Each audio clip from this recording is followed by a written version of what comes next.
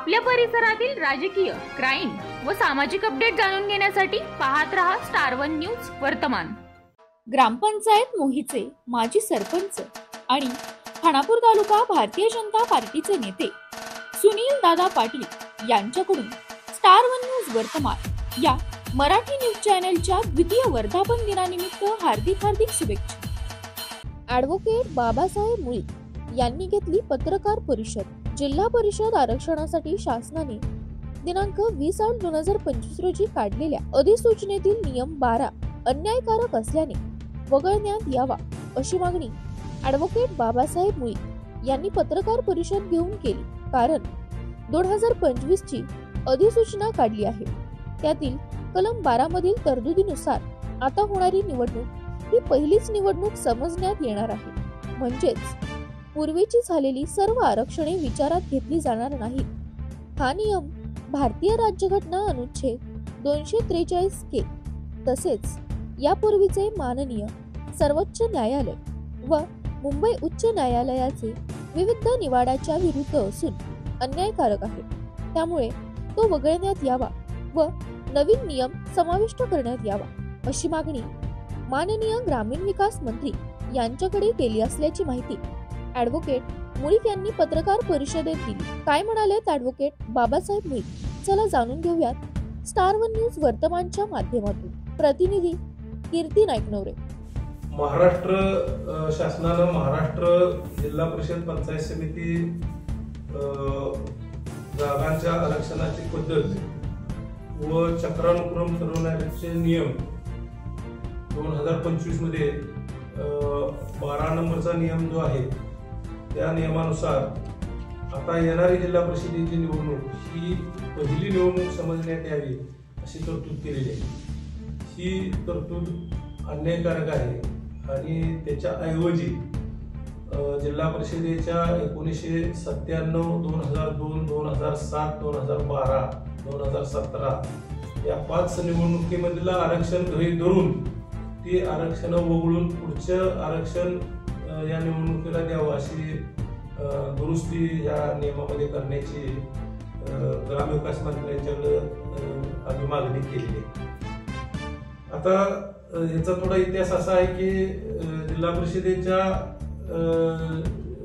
निवडणुका या पूर्वी 15 वर्ष झालेल्या होत्या। त्यामुळं केंद्र सरकारनं घटना दुरुस्ती 73 केली आणि ती 1993 साली ती घटना दुरुस्ती अंमलात आहे। त्या घटना दुरुस्तीनुसार अनुसूचित जाती, नागरिकांचा मागास प्रवर्ग, महिला यांना आरक्षण देण्यात आलं। ते आरक्षण रोटेशन म्हणजे चक्रानुक्रमानं पुढच्या गटात ठेवण्याबद्दलच्या तरतूद करण्यात आली। त्याप्रमाणे शासनानं, महाराष्ट्र शासनानं किंवा सगळ्या देशातल्या शासनाने कायद्यात बदल केले। कायद्यात केलेला बदल झाल्यानंतर त्या पद्धतीने 1996 साली चक्रानुक्रम काढण्याबद्दलचं नियम तयार करण्यात आले आणि त्या नियमानुसार 1997 साली पहिली निवडणूक घेण्यात आली। आता अनुसूचित जातीचं बघायचं झालं तर त्या 97च्या निवडणुकीत चुकुर्डे, बागणी, म्हैसाळ, समडोळी, कुची, रांजणी, बिडोर आणि उमटी हे 8 जिल्हा परिषद गट अनुसूचित जातीसाठी राखीव झाले। आता 2002 साली पुन्हा निवडणूक झाली पण आरक्षणाचं तत्व पाळलं गेलं नाही। त्यामुळं चुकुर्डे, म्हैसाळ, समडोळी, रांजणी आणि उमदी 5 जिल्हा परिषद गट पुन्हा आरक्षित झाले अनुसूचित जातीसाठी। मी जिल्हा परिषदेमध्ये त्यावेळी निवडून गेल्यानंतर 2007च्या निवडणुकीच्या वेळी मी आमचे जिल्हा परिषदेतले सहकारी रवींद्र बर्डे, उदयसिंह नाईक आम्ही ही पुढे येणाऱ्या आरक्षणावर एक तक्रार दाखल केली की हे सगळं चक्रानुक्रमानं, याचा अर्थ आता जे आरक्षण आहे ते वगळून पुढचं आरक्षण देण्याची अशी मागणी केली। दरम्यानच्या काळात आम्ही हायकोर्टामध्ये याचिका दाखल केली। औरंगाबाद बेंच समोर काही आमदार आता झालेले प्रशांत बम, विष्णू पाचरणे वगैरे लोकांनी पण याचिका केलेल्या होत्या आणि त्यामध्ये 9/2/2007 रोजी न्यायमूर्ती नरेश पाटील आणि RM बोर्डे यांच्या खंडपीठाने असा निर्णय दिला की घटनेमध्ये ज्या कारणासाठी तरतूद करण्यात आलेली आहे त्या उद्देशाला अनुसरून रोटेशनचं तत्व पाळा आणि पुढच्या जिल्हा परिषद गटाला आरक्षण बदलून द्या। त्यामुळे 7 साली असलेली रचना रद्द करून पुन्हा आरक्षण काढलं आणि जवळजवळ 1 महिन्याच्या आत पुन्हा निवडणूक घेण्याची सुद्धा प्रक्रिया 2007 साली घडली. त्यानंतर 12-17 ह्या दोन्ही निवडणुका ह्या रोटेशनच्या तत्वानुसार झाल्या.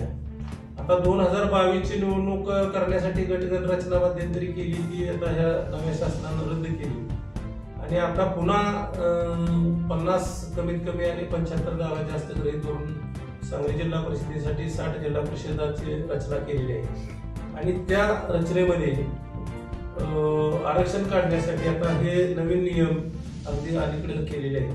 ते नियम अन्यायकारक आहेत. आमची अशी मागणी आहे की 1997, 2002, 7, 12, 17 या 5 निवडणुका गृहीत धरून आरक्षण काढण्यात यावे अशी दुरुस्ती शासनाने करावी अशी आमची मागणी. अशा बातम्या पाहण्यासाठी आमच्या चॅनेलला लाईक, शेअर, सबस्क्राईब करा.